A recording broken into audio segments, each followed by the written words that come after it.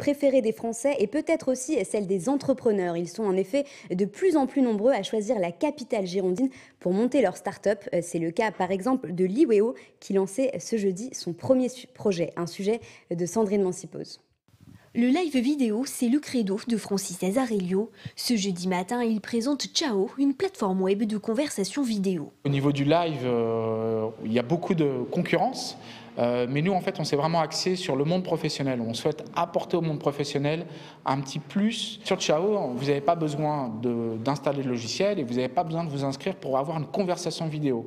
Un navigateur Internet et vous pouvez rentrer en conversation jusqu'à 8 personnes. Ciao, c'est le premier projet lancé par Liweo, une start-up créée en octobre 2015. Et c'est Bordeaux que son président a choisi pour installer ses bureaux en raison de son dynamisme numérique. Un choix de localisation qu'il est loin d'être le seul à avoir fait. Bordeaux en fait attire effectivement beaucoup de startups aujourd'hui. D'une part parce qu'on a un écosystème qui est extrêmement riche sur Bordeaux, que ce soit toutes nos structures d'accompagnement, nos incubateurs, également tous ces secteurs universitaires, les pôles de recherche qui sont implantés à Bordeaux, donc qui permettent aux startups de trouver à la fois les équipes dont elles ont nécessaire et puis effectivement également tout un environnement propice à leur développement, et également avec une politique de la ville et de Bordeaux Métropole et de la région qui sont aussi en faveur du développement aujourd'hui de l'économie numérique et plus généralement de l'ensemble de l'économie qui tourne autour de l'innovation.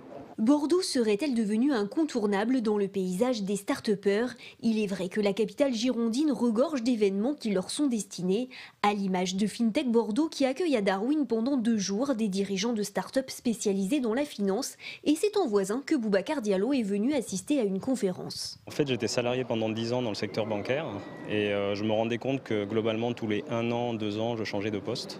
Donc je me suis rendu compte que j'étais quand même dans une logique d'innovation permanente dans ce que je voulais faire au niveau professionnel.